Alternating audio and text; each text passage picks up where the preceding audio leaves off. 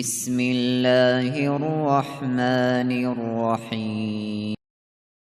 சரி, என்ன கேள்வின்னு சொன்னால், அபூதர் அல் கிஃபாரி ரதியல்லாஹு அன்ஹு அவர்கள் இஸ்லாத்துக்கு வந்த செய்தியை பற்றி வரநிறுத்த சஹீஹ் முஸ்லிமில் ஒரு அறிவிப்பு வருது.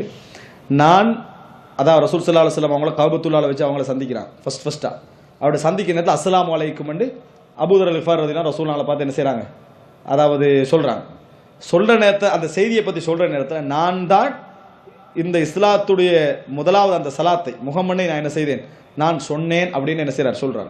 இதை நம்ம எப்படியெல்லாம் புரிஞ்சு கொள்ளலாம் அப்படின்னு சொன்னால், இதுக்கு முன்னால் சலாம் இல்லைன்னு அர்த்தம் இல்லை. ரசூலுல்லாஹி ஸல்லல்லாஹு அலைஹி வஸல்லம் அவர்களிடத்தில் இஸ்லாத்தை ஏற்றுக்கொண்டு நபித்தோடு இருக்கிறாங்களே, இவர்களில் மத்தியில் நான் தான் என்ன செஞ்சேன், முதலாவது சலாத்தை சொன்னேன் என்ற கருத்து விளங்கலாம்.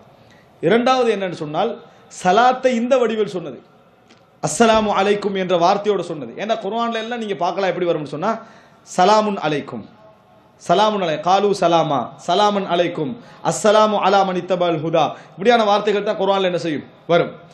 ஆனால் அஸ்ஸலாமு அலைக்கும் என்ற வார்த்தை அல்லது வரஹ்மத்துல்லாஹி வபரகாத்துஹுவோடு சேர்ந்த வார்த்தைகள்லாம் என்னது குர்ஆன்ல வராது. ரசூலுல்லாஹி ஸல்லல்லாஹு அலைஹி வஸல்லம் அவர்கள் காட்டி தந்த வழிமுறைகள் உண்டு. ரசூலுல்லாஹ் தந்த நடைமுறையில் காட்டி தந்த வழிமுறையில் உண்டு.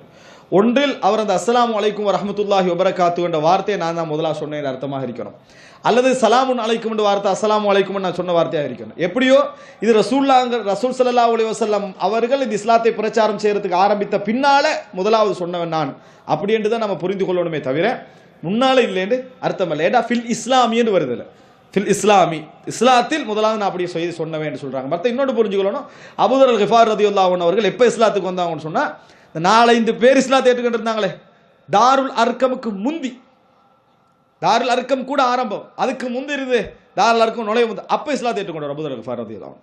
அப்போ அதனால அது எல்லா வகையிலும் என்னது அதில் சாத்தியப்பாடு என்ன செய்யுது இருக்குது. அல்லாஹ் அலம்.